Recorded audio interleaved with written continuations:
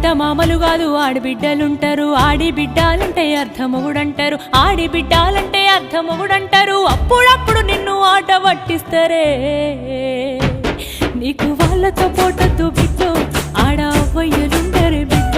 జర్రయాదిలా జర్రయాదిలా జర్రయాదిలుంచుకోవే బిడ్డ, అడుగు వెళుతున్నదక్క ఊరిల్లు.